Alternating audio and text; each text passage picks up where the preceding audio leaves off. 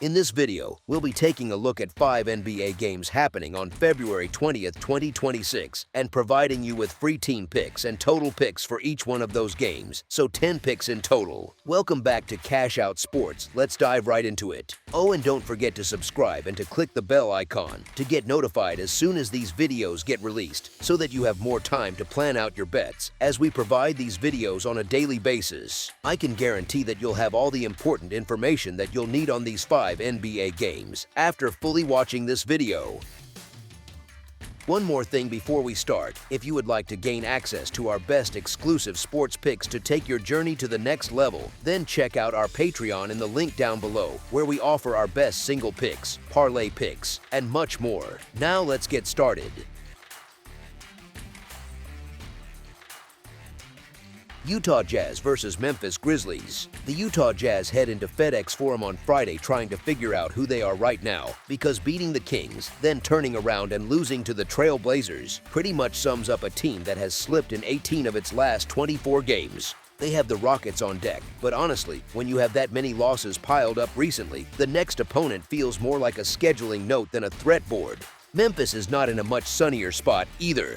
The Grizzlies are coming off losses to the Nuggets and Warriors. They have the Heat next, and they are riding a 4-game losing streak that feels heavier than it sounds, given everything else swirling around the roster. Sometimes a skid with a banged-up rotation just has a different vibe. More who is even playing tonight than how do we fix late-game execution, and this feels like one of those stretches. The injury report reads almost like a parody of late-season lottery basketball. The Jazz have ruled out Jaren Jackson Jr. and Walker Kessler again, with Jusuf Nurkic and Keyonte George both sitting in that day-to-day limbo that gives coaches and bettors the same headache, just for different reasons. On the other side, the Grizzlies are still missing Scottie Pippen Jr., Cedric Coward, Ja Morant, and Zach Edey, among others, which is a polite way of saying they are essentially taping together a rotation and hoping it holds. Both franchises are getting side-eyed around the league for how aggressively they are steering into the lottery conversation, and you do not need inside information to see it when more than half of one roster is shut down.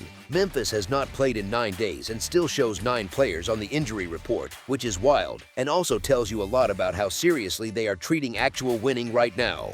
On paper, Memphis gets the edge because they are at home and they have taken 7 of the last 10 meetings against the Jazz, and history usually nudges people toward the familiar favorite. In a normal season, with normal lineups, that angle would probably carry more weight, but this is not a normal season for either side, and these versions of the Grizzlies and Jazz do not really resemble the ones that built that head-to-head record.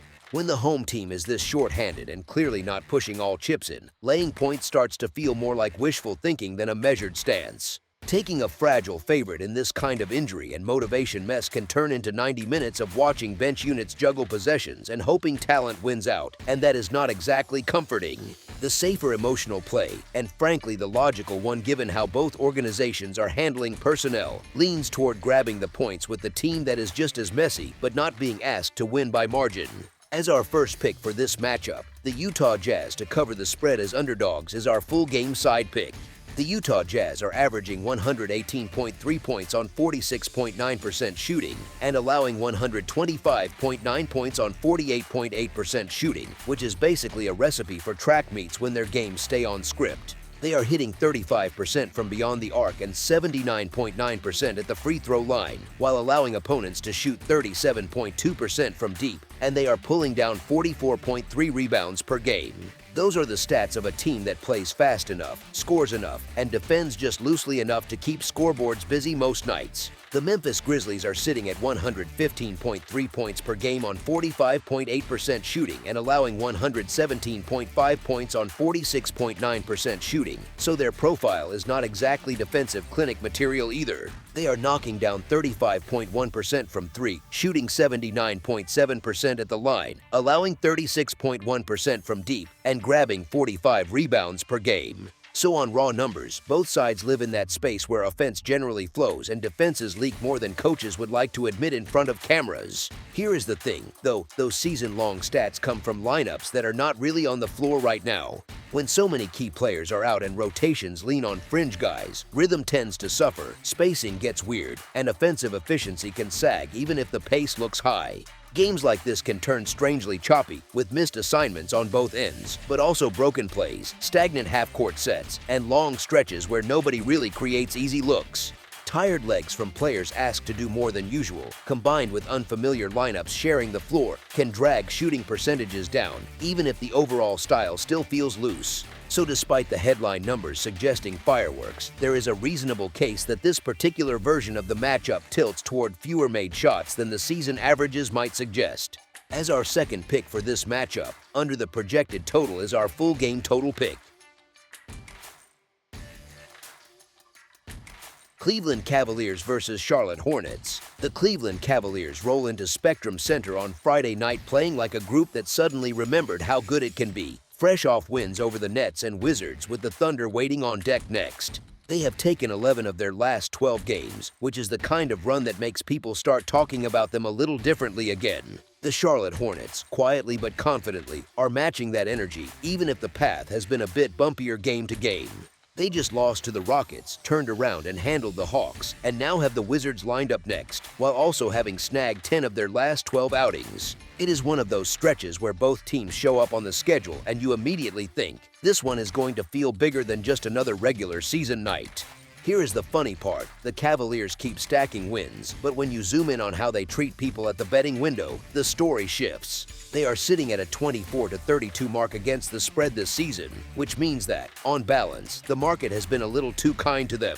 Even with this recent heater, where they have been more friendly to spread backers, the full season body of work still says they are losers against the number overall. On the other side, the Hornets are sitting in a very different light. They are 34-22 against the spread on the season, which is the profile of a team that has repeatedly been undervalued or at least priced a bit short of what it delivers. They have managed to cover 20 of their last 30 games when catching points as an underdog, and that is not a tiny sample. It is a pattern that starts to feel intentional rather than accidental. Teams that consistently thrive in the underdog role usually have a mix of fight, style, and perception that keeps them a little cheaper than they should be, and Charlotte has been living in that space for a while now. Both squads are on the second leg of a back-to-back, and that is where the small edges matter more. The Hornets do not have to travel for this one, which quietly helps, especially in a league where late nights, quick turnarounds, and hotel beds all add up. Fatigue is real, and sometimes the difference between sharp legs and heavy legs is simply whether you had to hop on a plane in the middle of the night. Home teams in this exact back-to-back spot often just look more comfortable, even if the talent gap on paper leans the other way, because rhythm and routine do a lot of the heavy lifting. We have been riding the Hornets during this impressive stretch, and they keep rewarding that faith by hanging around, punching up, and refusing to go quietly when they are getting points. Nothing about this matchup screams that their underdog value suddenly disappears, especially with their spread track record and the back-to-back travel angle lining up for them again. As our first pick for this matchup, the Charlotte Hornets to cover the spread as underdogs is our full game side pick. The Cavaliers are averaging 120 points on 47.6% shooting while allowing 115.9 points on 46.3% shooting, which already hints at a lot of clean looks and steady scoring from both directions. They are hitting 35.8% of their threes and 78.4% at the free throw line, while allowing opponents to shoot 37.2% from deep, and they are hauling in 44.6 rebounds per game. Those numbers paint a picture of a team that scores efficiently, gives up plenty of perimeter success, and creates extra possessions on the glass, all of which nudges games toward higher totals more often than not. The Hornets fit nicely into that same kind of script. They are averaging 115.7 points on 46% shooting and allowing 113.8 points on 47.2% shooting, which again puts both offenses in a comfortable zone. They are knocking down 37.3% from beyond the arc, hitting 82.1% of their free throws and allowing 36.5% from deep, while grabbing 46 rebounds per game. That combination of strong three-point shooting, excellent free throw touch, and active work on the boards adds up to steady scoring, and it also means they can answer runs instead of going quiet for long stretches. Both teams have been playing well recently, which usually means offensive confidence is high, ball movement is smoother, and role players feel bolder pulling open shots. On the second night of a back-to-back, defenses often lose a half step, closeouts get a little slower, and contests at the rim are a bit less urgent, while jump shooters, oddly enough, can still stay in rhythm. When you mix solid offensive efficiency, reliable three-point and free throw numbers, and rebounding that keeps possessions alive for both sides, it sets up for a game where points have plenty of ways to show up. Even if there are brief lulls, the overall statistical profile for these two clubs leans toward a scoreboard that keeps moving rather than stalling for long. As our second pick for this matchup, over the projected total is our full game total pick.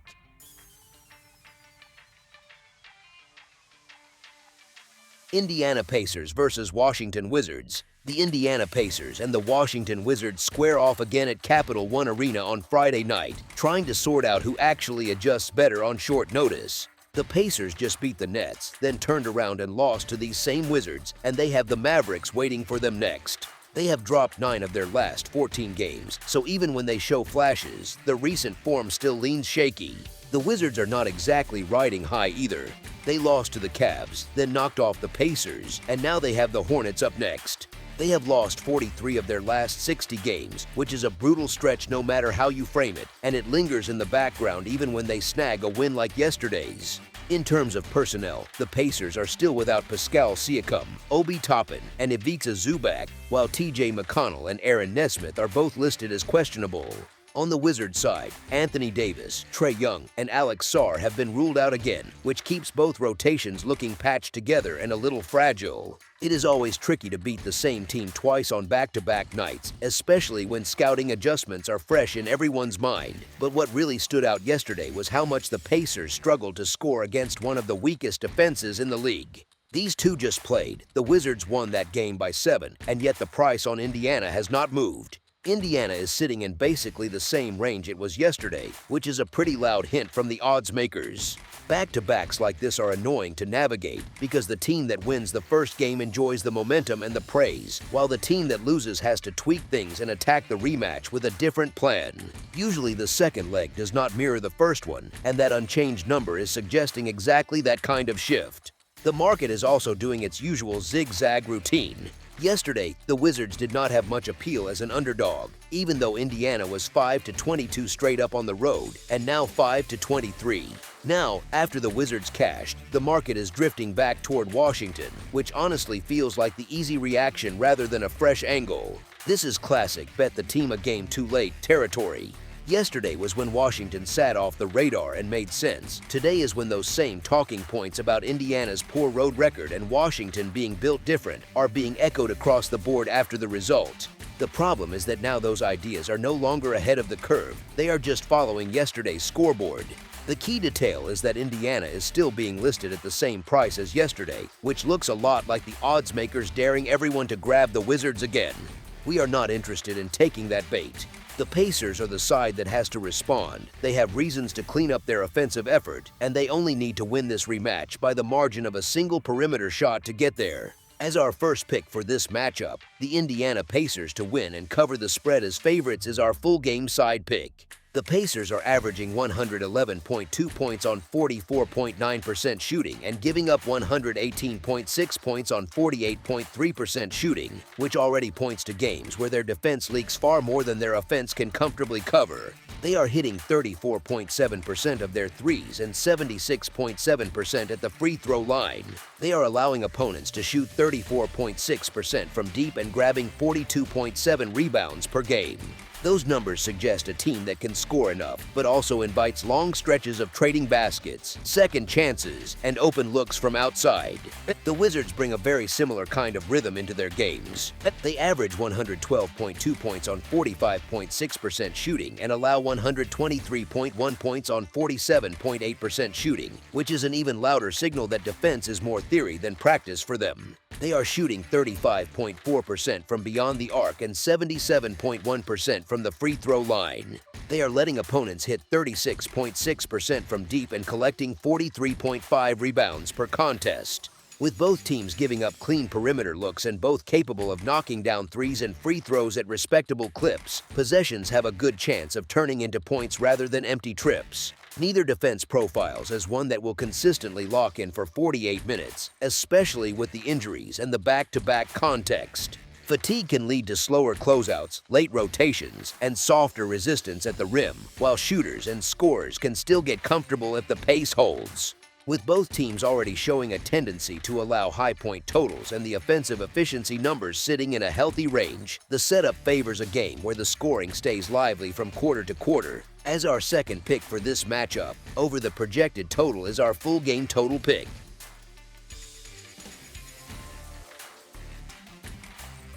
Miami Heat versus Atlanta Hawks. The Atlanta Hawks host the Miami Heat at State Farm Arena on Friday night, with both teams trying to turn uneven stretches into something more stable. The Heat are coming off a win over the Pelicans, a loss to the Jazz, and have the Grizzlies on deck, which sums up a run where they have split their last 12 games and never quite pulled away from .500 form. The Hawks are in a similar boat, just from a slightly different angle.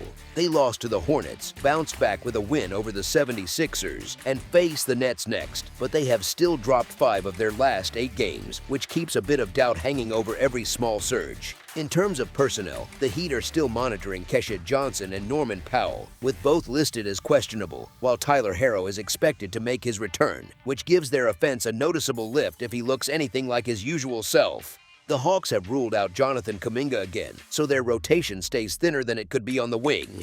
The last time these teams met was on February 3rd, and it was the Hawks who rolled to a 127-115 win on the road, riding a big triple-double from Jalen Johnson that blew the game open and put Miami on its heels all night. Both sides come into this one with similar recent form, but the situation around the game is very different. The Hawks are playing the second night of a back-to-back, which almost always chips away at energy and focus, especially for a team that has already had trouble stringing wins together all season. The Heat, on the other hand, have not played since the All-Star break, so they show up rested, prepared, and about as healthy as they have been in a while, especially with Herro slated to return. That rest edge matters because it usually shows up in late-game defense, sharper rotations, and more composed half-court possessions, while the tired team can start forcing shots or losing shooters off the ball. There is also the bigger picture to consider with Miami.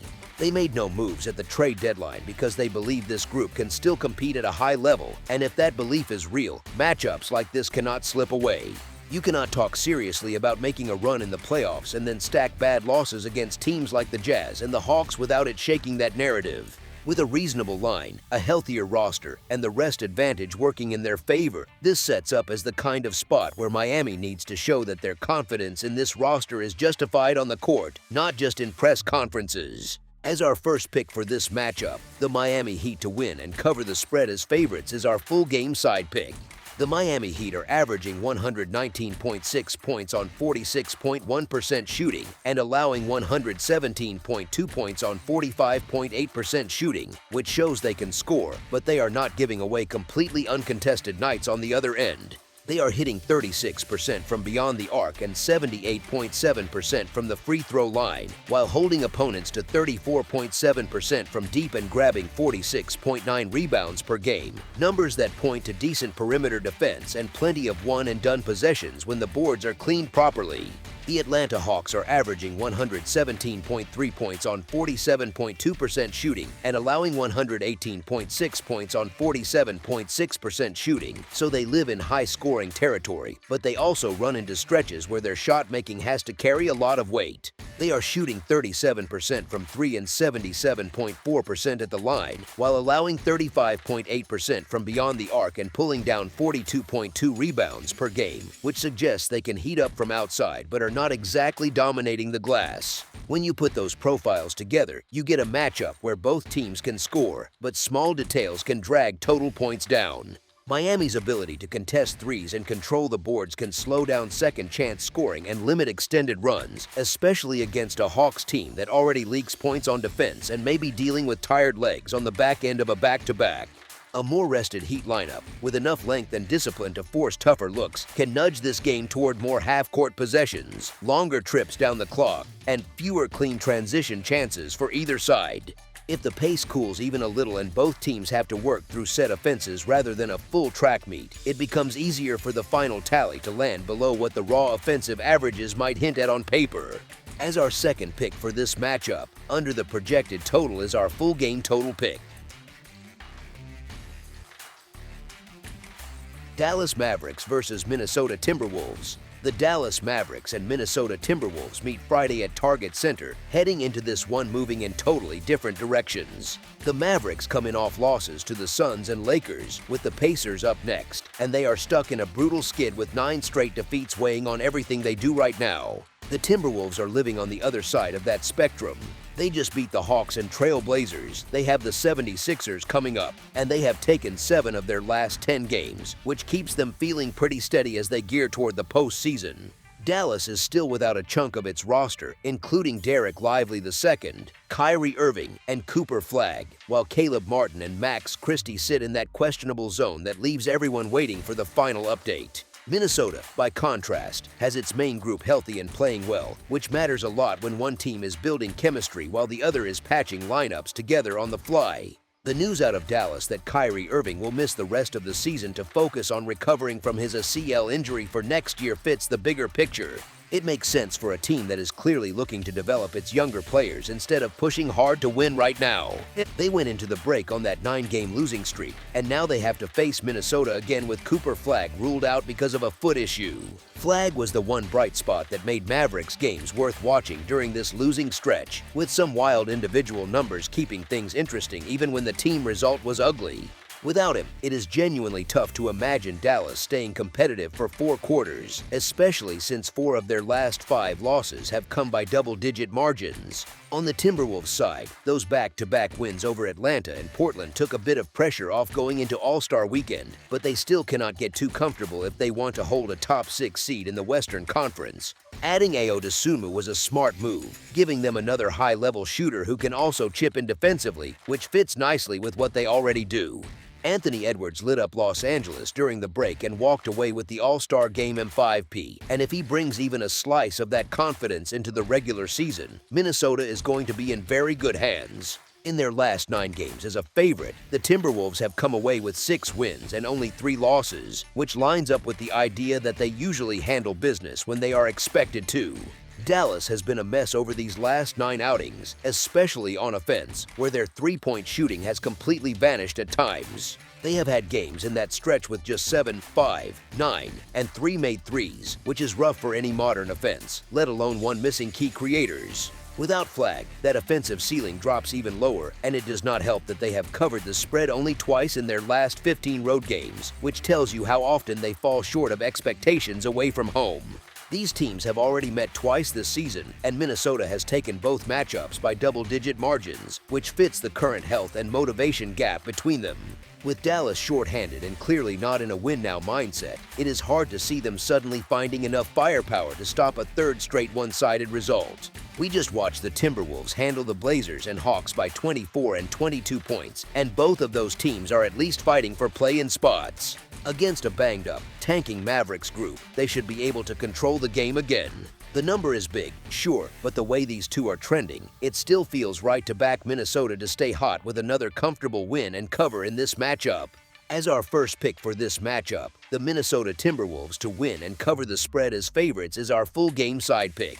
The Dallas Mavericks are averaging 113.9 points on 47.1% shooting while allowing 117.4 points on 46.7% shooting, which already points to plenty of offense on both ends when they take the floor. They are hitting 34.2% from 3 and 74.7% from the free throw line, and they are allowing opponents to shoot 33.8% from deep while grabbing 44.7 rebounds per game. That mix of solid overall efficiency, leaky defense, and decent work on the glass tends to create extra possessions and long stretches of trading baskets instead of grinding, low-scoring battles. Minnesota brings its own strong scoring profile. The Timberwolves are averaging 119.7 points on 48.4% shooting and giving up 114.8 points on 46.2% shooting, which clearly fits the mold of a team that can fill it up while still allowing opponents room to score. They are knocking down 37.5% of their threes and 74.6% of their free throws, while giving up 35.8% shooting from deep and pulling in 44.8 rebounds per game. With that level of shot making and another defense that is good but not suffocating, there is a lot of room for the scoreboard to stay active for most of the night. Even if Dallas struggles again from beyond the arc, their overall shooting percentage and the pace they tend to play at can still help the total, especially if they are chasing the game and forced to keep attacking. Minnesota's efficiency inside and outside, paired with strong rebounding from both teams, means there should be very few wasted trips, as second chances and quick outlets both feed into more scoring chances. Nothing in these numbers screams slow, grinding defensive struggle. Instead, the profiles on both sides suggest an open floor, enough made shots from the Timberwolves, and just enough resistance from Dallas to keep the overall total in a higher range. As our second pick for this matchup, over the projected total is our full game total pick.